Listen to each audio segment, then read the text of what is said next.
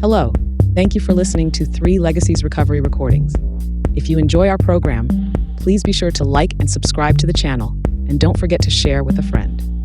We're also self-supporting, so feel free to contribute to the channel through Venmo at Recovery Recordings 615. Please note that the views expressed on this podcast are solely our individual views and do not represent any official stance of any 12-step program.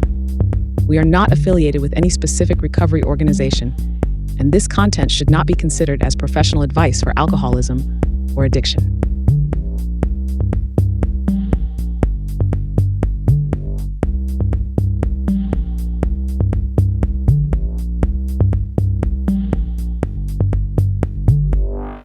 Hello, everyone. Welcome to 3 Legacies Recovery Recording Podcast. I'm your host, Paul. Today is Sunday, November 9th, 2025. This is episode 80.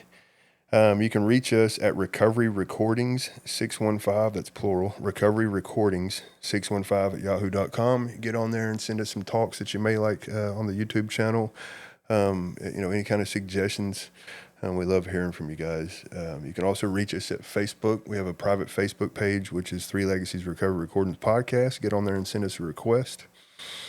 iHeartRadio is a platform we're on. Audible and several other major platforms. Podomatic.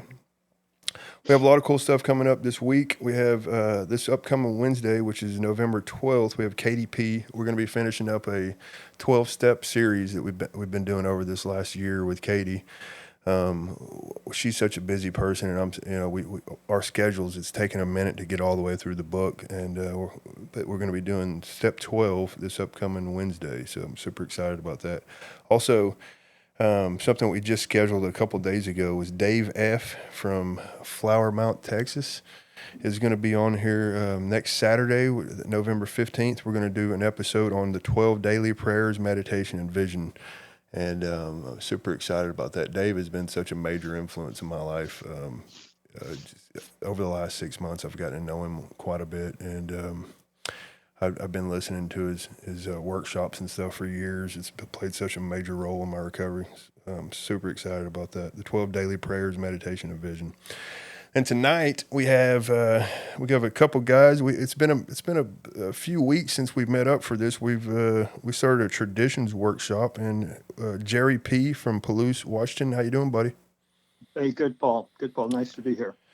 And Stephen T. from Nashville, Tennessee. How's it going, Steve? Going well. Thanks, Paul. Yeah, we are doing Tradition 4 tonight for the listeners.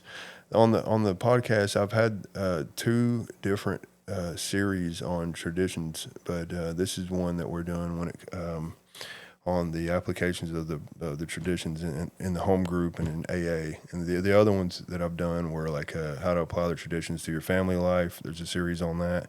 We have another one that we did how to apply the traditions in all our affairs. But this particular series that we're doing is on in Alcoholics Anonymous, the 12 traditions in Alcoholics Anonymous. A little bit of our experience in them. And we're doing Tradition 4 tonight. It's been a while since we spoke, guys. How have y'all been? Jerry? Doing well. Enjoying life.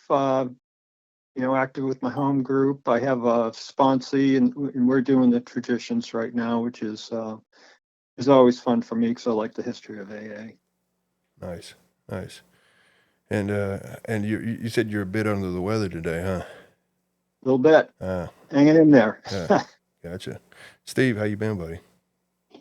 Oh, been well. Just working and doing my regular routines, and went to the corrections conference this last weekend, or this weekend here in Nashville, and got to see our friend from St. Louis, Harold. And so anyway, small world. Very cool. Yeah, I was trying to get to that, but I wasn't able to make it. So was the turnout pretty good there? How was that? It was pretty good, and it was really a good time. And it just kind of underlined just how sacred that work is, and how important the 12th step is, and how there's just no wasted motion. Anyway, it was really good. Nice. Very cool. And that was in Nashville, yeah. Jerry, you said you got a sponsor you've been taking through, currently taking through the traditions right now. Correct. That's great. Yes.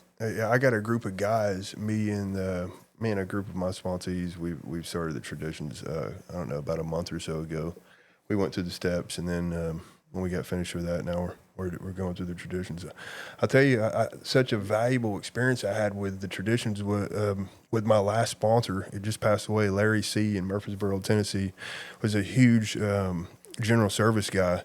And man, I'll tell you, like getting to know that guy and learning, the history, some of the history and the traditions, and why we probably should stay away from doing certain things, really changed my recovery in so many different ways. And I'll tell you to add to that, I was talking to a guy yesterday, and one thing that I noticed on the last couple of tradition series that I did on the show was how important it is to have a foundation in the recovery part of my life. If everything's still all about me constantly, and I don't have a loving God that's available to me, you really don't have any. You don't have an interest in even trying to even figure some of these even get to know some of these principles and the traditions. So we really want to thank you guys for just getting on here and doing this with me. It means a lot.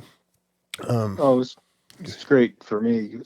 Just to kind of talk a little bit more about what you were talking about too, in terms of the steps, and having had a spiritual experience is really when everything became real to me as well. And my sponsor was very much into service, and that was a requirement for me to be a sponsee of his. But after that, I felt like it was a profound change. Then it really became important, and the traditions became very important to me. Nice, yeah. Steve, and for the listeners, Steve and Jerry have known each other for how long? Steve, give a little brief history on how you and Jerry met, how long it's been. We met each other in 1990, and have had the same sponsor from I believe 90 till 2018. I think Jerry had him a bit longer than I did. So we have a lot in common that way. We met out in Eastern Washington, and I was a student there. And anyway, Jerry's turned out to be one of those lifelong friends, and somebody we did a lot of service with. We've gone on 12-step call together, and shared inventory back and forth, and have played a really neat role in each other's lives for quite a long time. Nice. Yeah, Jerry, you want to add anything? Yeah, we always joke.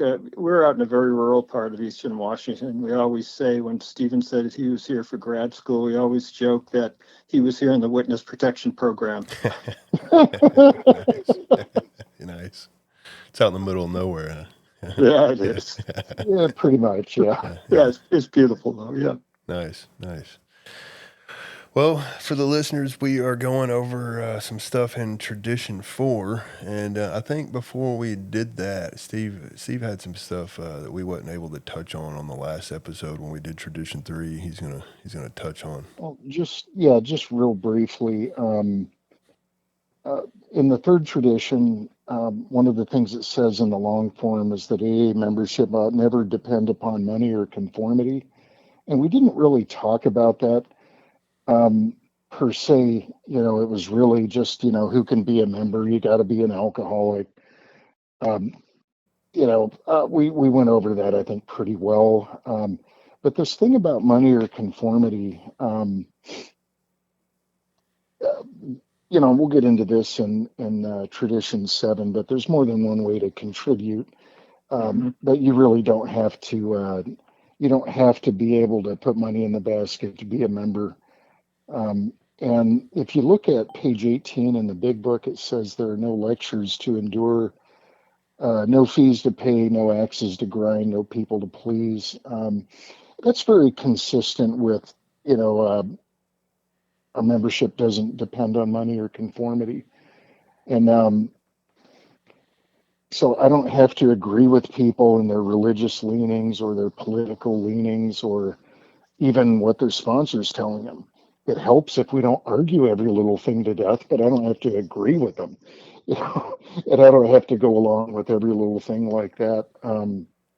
And another thing that's been really important to me, and I love that Judy talked about this too. And please, if you didn't hear Judy's thing on the traditions, please do. It was so good. I learned so much. But she and I believe this absolutely. We don't beat people to death with our years.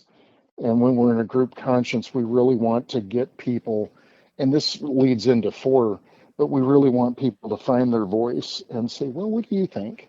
No, we're really asking, you know, and not just say, well, I've been sober forever and here's what I think, you know, because that kind of pushes that conformity thing a little bit. And so, yeah, I have to be kind of careful with that because I think some people are actually taking me seriously. And although that's hard for me to believe,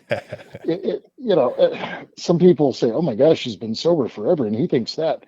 And really, it's more important for them to find their own voice and to know that they don't have to agree with me. They just need to have their own experience. And anyway, I just wanted to throw that in. AA membership ought never depend on money or conformity, and I hope that adds a little something to that. So Nice. anyway, on to four. Nice, thank you.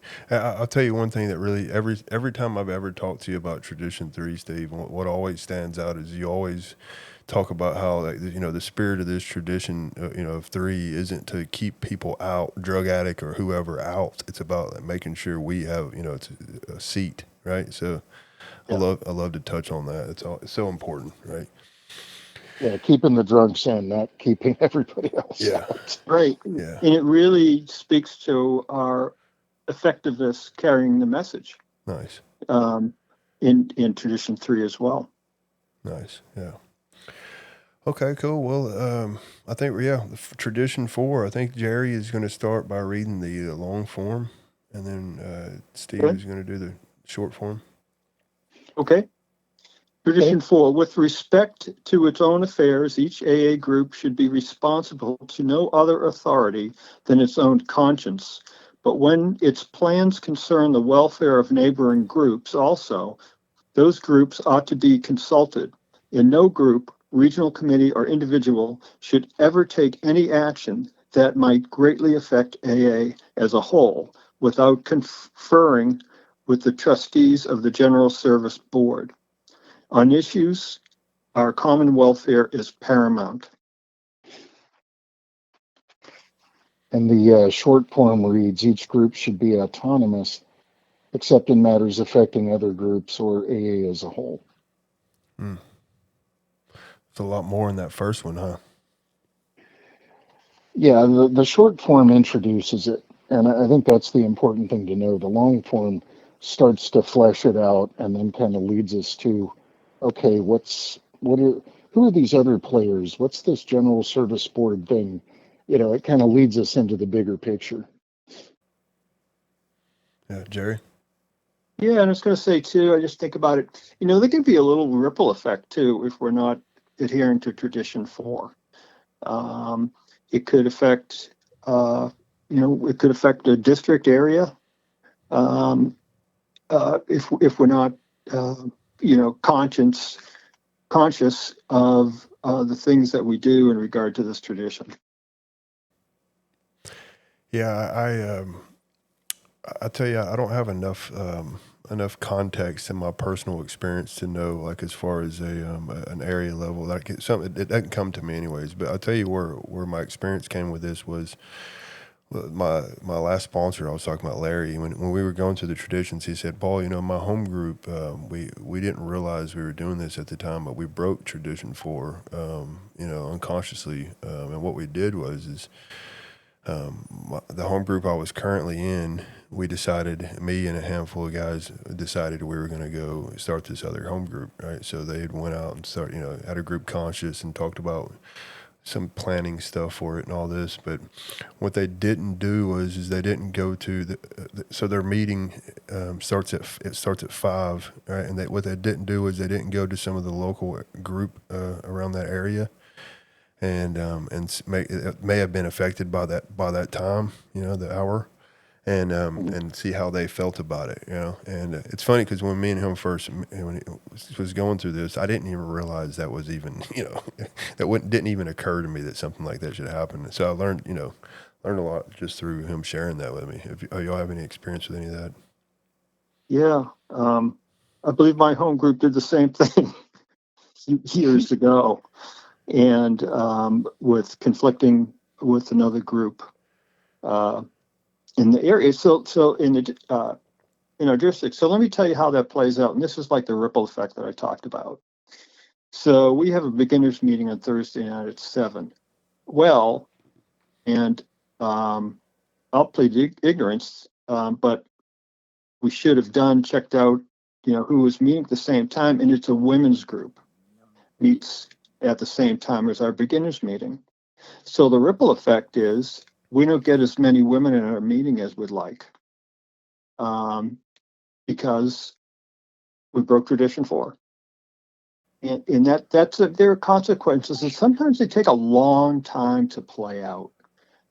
Things that sound like a good idea at the time and may be successful for a while, but sometimes things really need to play out. And women being uh, lesser represented at our home group has been a discussion at many business meetings. So that's my experience with it, unfortunately. Oh, yeah, that's a really good blue collar application right there. Is if you're going to start something, figure out if if you're bumping into anybody and does that cause any problems for them. And that also has some application to like committee work and things like that. And there's this phrase called duplication of effort. If you're thinking of like going into a facility or interacting with professionals or something like that, make sure that somebody else isn't already doing it. You know, that's a good blue collar application of this thing where we don't want to step on our neighbors if we can possibly help it. And of course, that has that's consideration of others. It's a very nice spiritual thing for people like us to actually think of others once in a while. Nice. Steve, you got anything? What comes to mind, buddy? Oh, the biggest thing, like, is in this part of the world, districts, institutions that are in a particular district, actually, who's responsible for what can get a little cloudy. And anyway, having a way to talk to each other and make sure we're not duplicating each other's efforts or, showing up on somebody else's night, stuff like that, that becomes a real practical thing of, hey, look, there's plenty of work for everybody, but can we communicate a little bit here? Yeah. Yeah. Jerry. Yeah. AA history, I think, is replete with stories that came to the tradition 4, because these were all built on a actual experience, and this tradition gives groups autonomy, right? So they have their independence, but at the same time, we have to be mindful of our interdependence. If you will, our common welfare that it talks about in the first tradition. So it's a bit of a balancing act in that respect, I think. Yeah, it's good. It's a good point. Yeah, yeah. And what it makes me think of is that word customs, right? Group customs. Like for example, in several pieces of AA literature, when they talk about groups customs, like for example, my home group has, we have autonomy in the area as, like, if we want to do chips, we can pass out chips if we decide as a group, or we can do, we can sign.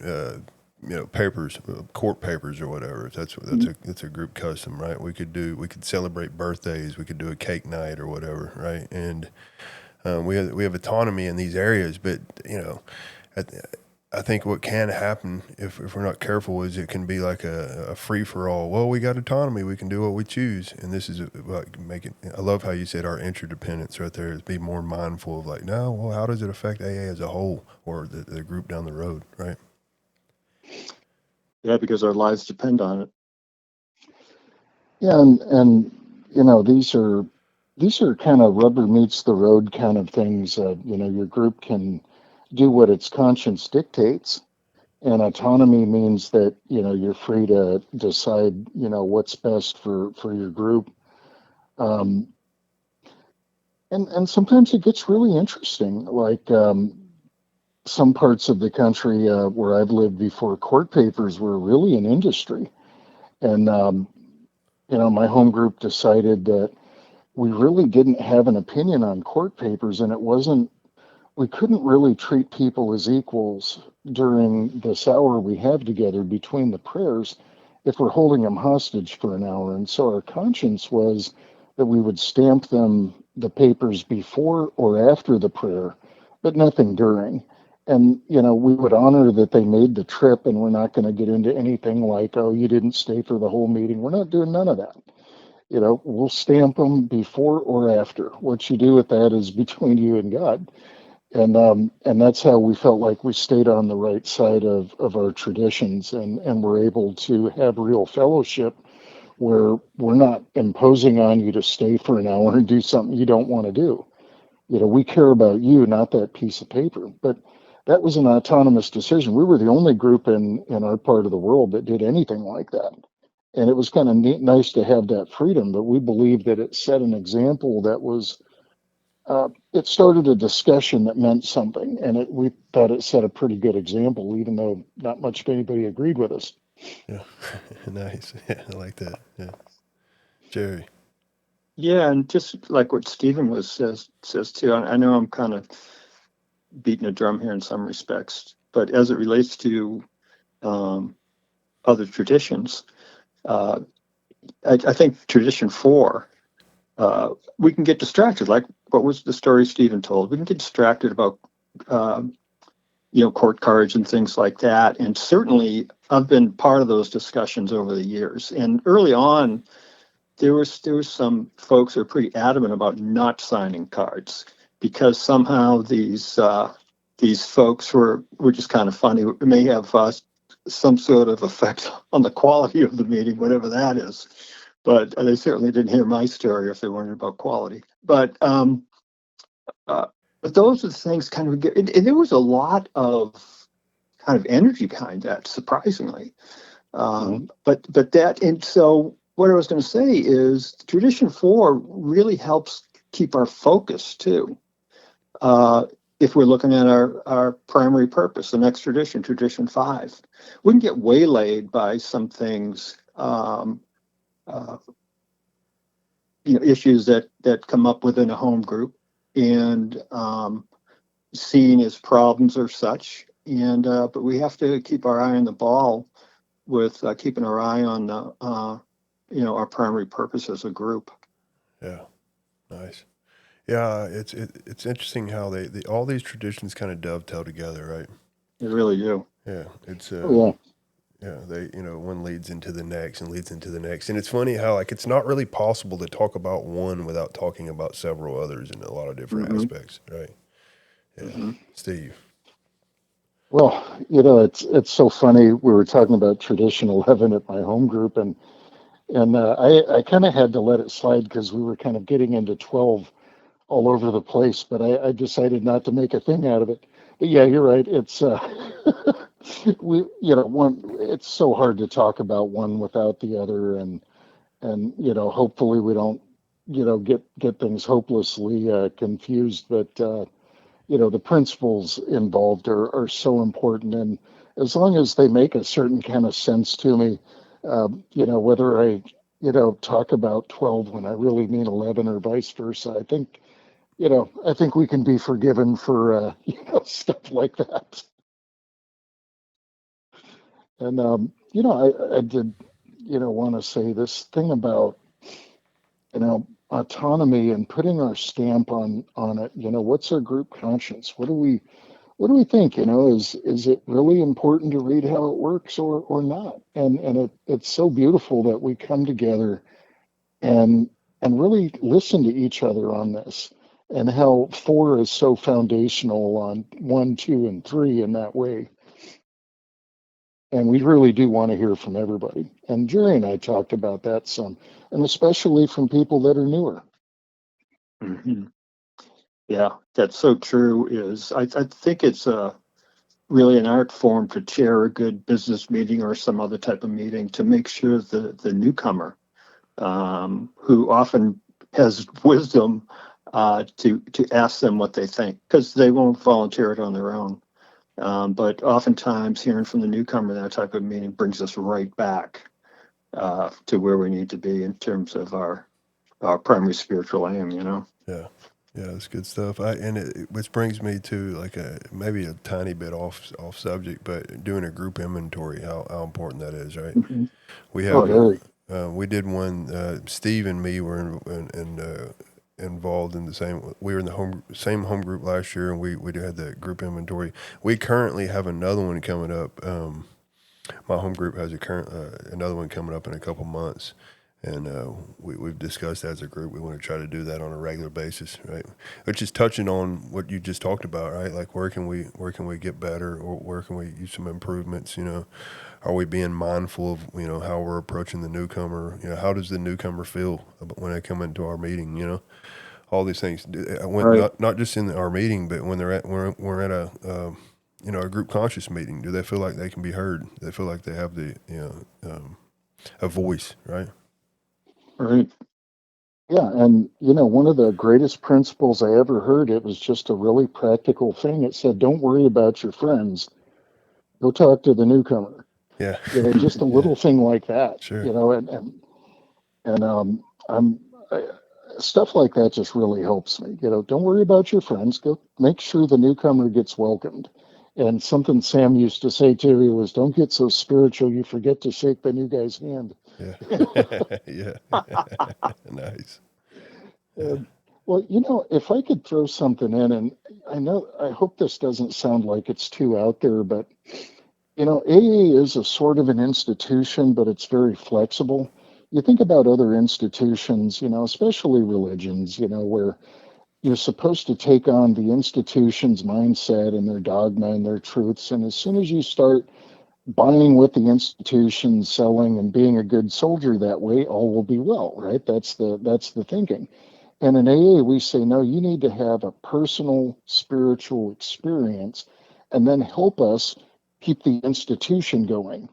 And I've always thought that's what was so neat about AA is that, so many of us rebel against the institutions we were brought up in, and sometimes for pretty good reason.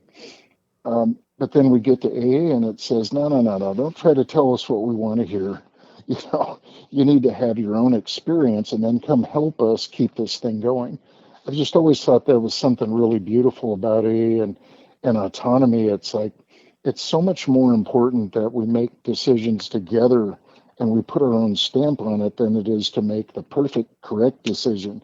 Because, like we talked about before, AA is pretty tough. We're going to have to work real hard to kill it as long as we're, out there in the spirit of love and helpfulness. So, anyway, I just wanted to throw that in. Yeah, and go ahead. I was just going to say, in the history of Alcoholics Anonymous, that really played out was when Bill came back from Akron. He spent the summer in Akron. He came back to New York, and people would write to the I don't know what they called themselves. I don't think it was the foundation. I forget. Anyway, they would write to the New York office, and these groups were starting to spread in the Midwest and New York and whatnot, and they'd come with questions. And I think Bill was a little bit strident in some of his answers. And then there's a story in Comes of Age about, they want guidance, they didn't want government. Getting back to what Stephen was talking about, they just wanted guidance and not being told what they have to do. And of course, that comes up with the story about Rule 62. Yeah. Yeah, nice. Yeah, what it brought me what both of y'all just said actually made me think of like what we're, we talked about unity being our spiritual aim. What we're aiming towards is being unified, and it goes to show like just how every one of these traditions right here are pointing in that direction. How do we do that? Well, we get out of the way by allowing everyone to have a voice. We can't say who is an alcoholic or who ain't, or who's welcome and who's not. Or take care of ourselves at the same time. While we're taking care of ourselves, we're also thinking of others, right? Thinking of AA as a whole, because it goes like what we just shared earlier is like my life depends on this, right? Yeah. I'll tell you a funny a funny line though. A buddy of mine said not too long ago to me. He made a good point, but he said personal recovery depends upon AA unity. He said, I hope my recovery doesn't depend on AA unity. Right? Yeah. And I get that, but at the end of the day, like it really does. Like at the end of the day, especially if you look at like the time frame back then when all this was taking place, right? It's like Exactly. Bill seen like, man, we have something. Like, what were they doing to alcoholics before this? They were like locking us up in padded cells, giving us Hmm. lobotomies, shock treatment, doing all this crazy stuff with us, right? Finally, they've discovered they've tapped into whatever this is, right? And they start seeing real quick on how like, man, like we're first off we're selfish and self-centered to the core, so like if we don't have some kind of guardrails, how's this thing going to stay alive, right? And so when you see that, you can really start seeing how like, wow, like thank God. I always say it, but I'm so grateful that the founders of the program loved it enough to share all this with us. Because I'm a firm believer I wouldn't be sober today had it not been for that. hmm and to think about that time, let's say 1940, because Bill wrote the 12 points to assure our future, and they started coming out in 1946 in the grapevines. Some of the stuff had to be terrifying Yeah, to these guys. Like you say, they found something that worked. It was like the first thing that really was showing some longevity and success. And you think about the third tradition, fourth tradition, um, that would probably really send some shockwaves through the fellowship as these traditions were being developed in terms of, well, who's a member of AA? Starting to sort all that out, and if there was some sort of upheaval at a meeting or whatever, and again, people write New York about what happened. Sometimes it had to be really kind of shake people up. Is this thing gonna survive? Yeah, and I mean, you think about that, it's like, they very naturally they did what people do. They went on these rule-making benders, and as an attempt to deal with every eventuality. And I'm sure that they learned, as we all do, that the spirit is much more important than you know coming up with the legalese and what is correct conduct and stuff like that. I mean, oh my gosh, and they found out they just couldn't do it like that. And what's funny to me, and I heard this earlier this week, and I thought it was really cool, is that the 12 steps came from a lot of places. And, of course, we borrowed most heavily from the Oxford movement, and we stole their best stuff and embellished a little and came out with 12. But the traditions, those are ours. Those came from our experience and the trial and error. And it was a bloody business. I mean, a lot of times when somebody went away mad, you didn't know if they were going to live through it. All right, great. And it's really true, Stephen. And in some ways, the traditions came about due to our success. Um, in that it was reaching so many people, and these issues came up because I don't know how many, I forget how many people the Washingtonians had in the 1800s, but they were very successful until they took on those outside issues like abolition and things like that. But again, that was a product of their success, and they couldn't sort it out, and Yeah. therefore they went away. yeah. Well, it's funny to think about like tradition too, in particular, right? So you got you got a couple people that have been sober for a little while, or one guy or whoever that decides he's going to start a group. So he starts a group, right? And then he's kind of calling the shots, just in natural order of things, because he's the only one, or maybe there's someone else. There's a couple of them, and then. But I mean, think about how frightening it is for some of these people that have been sober for a little while to get a little Jimmy just crawled in from a ditch last week and he gets a vote. You know what I mean? Yeah, yeah. And Jimmy's bringing his buddy in now. And then both of them have votes. That's I love how Steve just touched on that. The spirit of it's the spirit being the most important. That's so true, man. It's so true, man. Well, and you know what? I think it's great, when a group has an active voice. I mean, you think about it, a lot of times it's more of a passive thing where we all read the same stuff and we pray at the right times and uh, does anybody have a topic? Oh, heaven help us all. Um, and maybe we decide, okay, our topic needs to come from our literature and stuff like that. But something I really loved about, the decision we made in Three Legacies about not reading How It Works, because, all our stuff's coming out of the book anyway, and we wanted more time to hear from everybody. But then to throw in that excerpt from a member's eye view and to put it out there, hey, we're trying to wake you up here. Take action. Your life depends on it. This is what we're trying to accomplish here. And I thought, what a beautiful bit of group conscience and autonomy to just come right out with it like that, to take an active position and say, hey, and we need to go out and get alcoholics, not wait for them to come to us. And so it's a real active thing. And that just feels like that just feels stronger to me than a passive position where we're all just kind of doing the same kind of stuff. I think a healthy AA community has a lot of variety in it, lots of different looks for the newcomer to choose from. And as long as, the 12 steps, the big book, some kind of sponsorship and helping others is in there somewhere, we'll figure it out. It's okay for these groups to look different. It's when they all look the same where it's like, boy, that just doesn't feel very strong to me. Hmm. But that's more of an opinion than something I could really put a number to. But I've always thought that was a strong position to just come right out with it and then to go get the alcoholics. Don't wait for them. As a group, let's talk about how we can do a better job of going and getting them. And that's a lot of what a group inventory will do too. Are we supporting our committees? Are we waiting for alcoholics? Are we coming and getting them? If they do come to us, how are we treating them?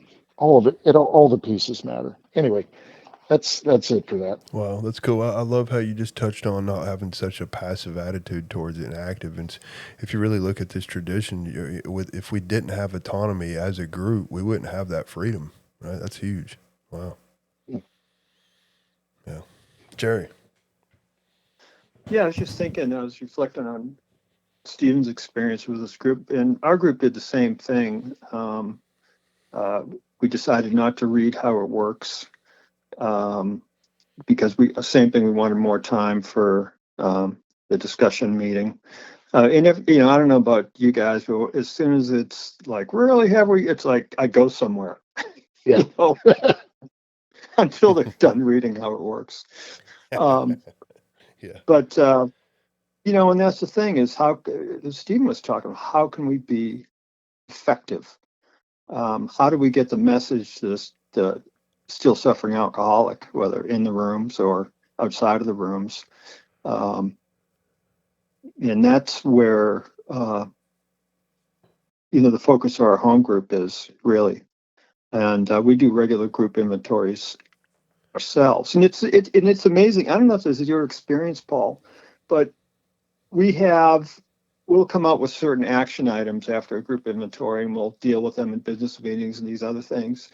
And it's like, wow, boy, we really accomplished all that and solved all those problems. And it's amazing how another inventory, a few years later, we have new things that we need to talk about.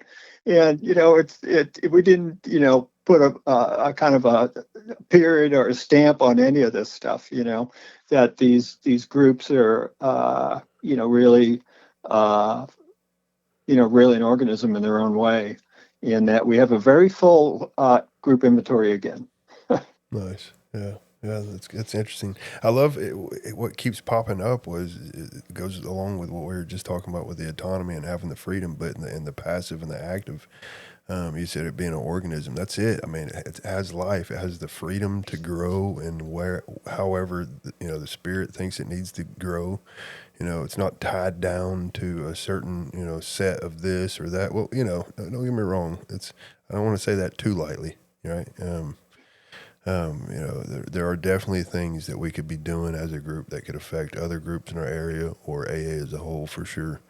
But at the end of the day, we still have a whole lot of freedom because let's just be honest, like every area around the world is not going to have the same needs, right?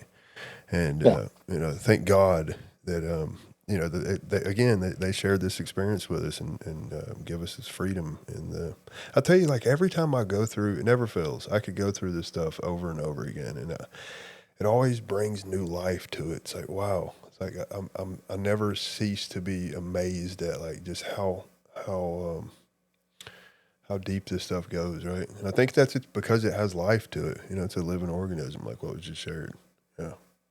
Well, that's why we need to still keep talking about this stuff. Amen. And, and talking about in our home groups and, sponsorship, all these things. So there's that balance too about really having an effective message without being dogmatic or sounding dogmatic, and so that's another little tipping act in itself right there.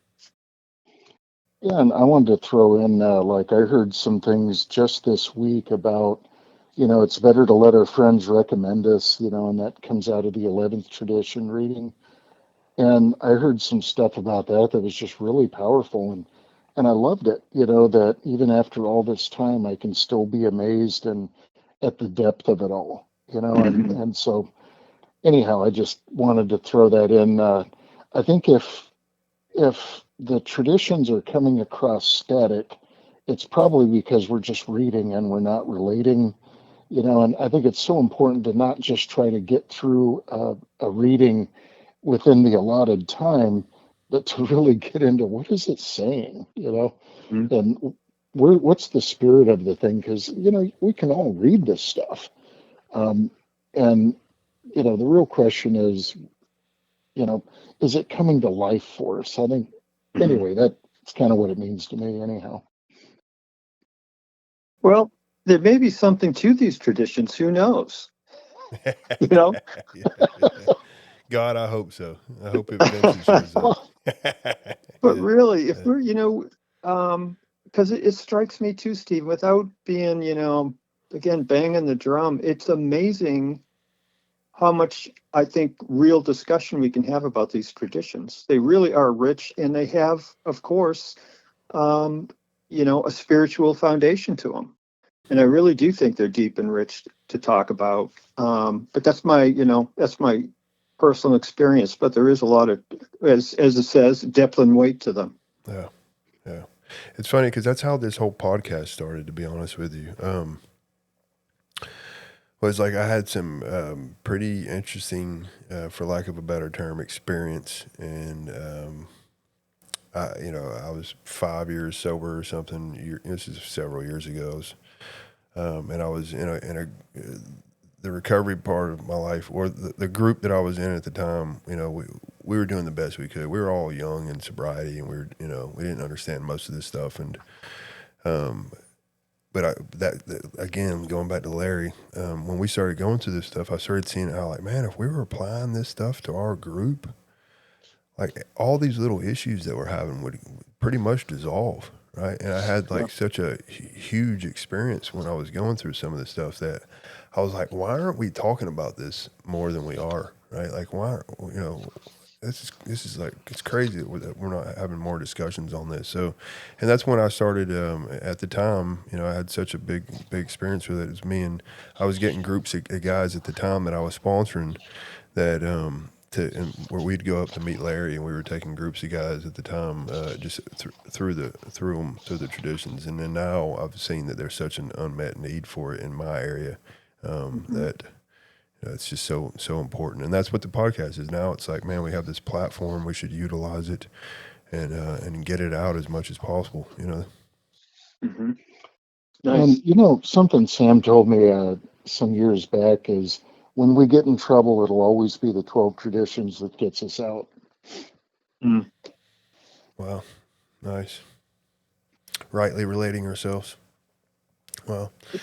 Yeah, it's a beautiful thing, they're just so dependable, and there's really no limit to the application, as some others have done a really great job of pointing out. And isn't it interesting? There are even some thinking out in the business world that maybe we should actually listen to each other once in a while, even people that are like lower level. Yeah. It's pretty amazing stuff. It's like, where'd they get that? Nice. Yeah, we talk about how we apply these traditions in our homes and workplaces, and I tried to bring the traditions into my work place as well. And I had a staff. I was in a supervisory position. I had a staff, and we'd have a meeting once a week. And the way I structured the meeting was that all the folks that were under me got to talk first. They got to bring all either problems or information, whatever, before I'd really go into what I had to say, because obviously a lot of that would influence my take on things. But and people appreciated it. Again, it was like something they hadn't experienced before. And if I could throw something in, I've had kind of a neat experience with training assistants, and just giving them the freedom to try things out and put their own stamp on it, and not, to not micromanage, and just see what they come up with, and see if they come up with something that was better than the original. And sometimes they do. And I got all that for me, no question. Mm-hmm. Nice. Very cool. How much time we got? We've been rolling for about 47 minutes. Or anything y'all want to add to this before we wrap up? I don't think so. It was a nice discussion. I really got a lot out of it. Thank you. Yeah.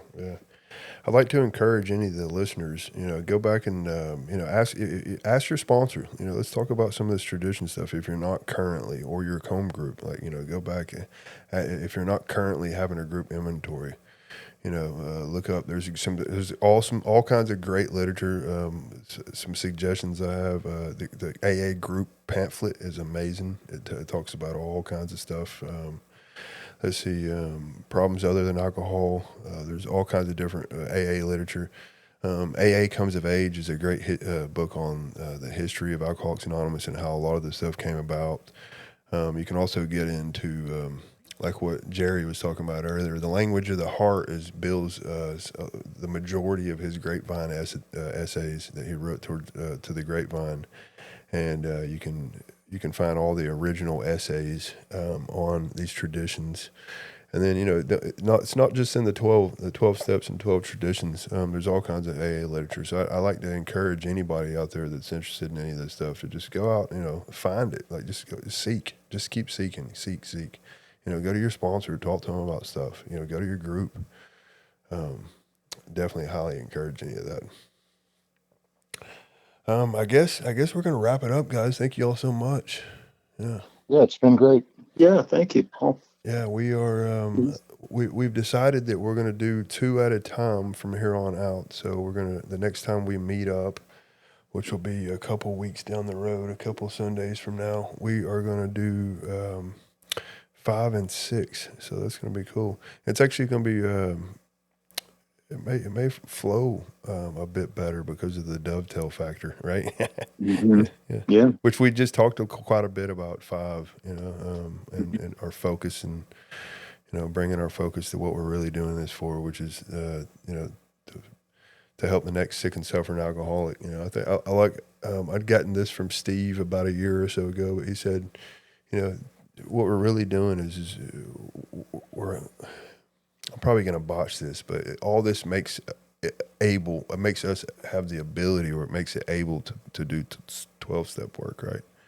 and which is really what the real work Right. of Alcoholics Anonymous. We have a spiritual awakening and carry the message to the next sick and suffering alcoholic. So, all right, guys, thank you all so Very much, good. and until next time, have a wonderful evening. Thanks, Paul. All right. Thanks, Stephen. All right. Thanks, Jerry. Good night, Paul.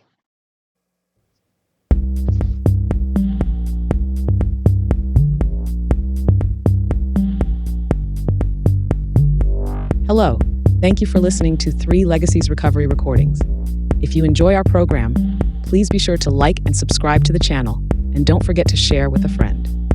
We're also self-supporting, so feel free to contribute to the channel through Venmo at Recovery Recordings 615. Please note that the views expressed on this podcast are solely our individual views and do not represent any official stance of any 12-step program. We are not affiliated with any specific recovery organization, and this content should not be considered as professional advice for alcoholism or addiction.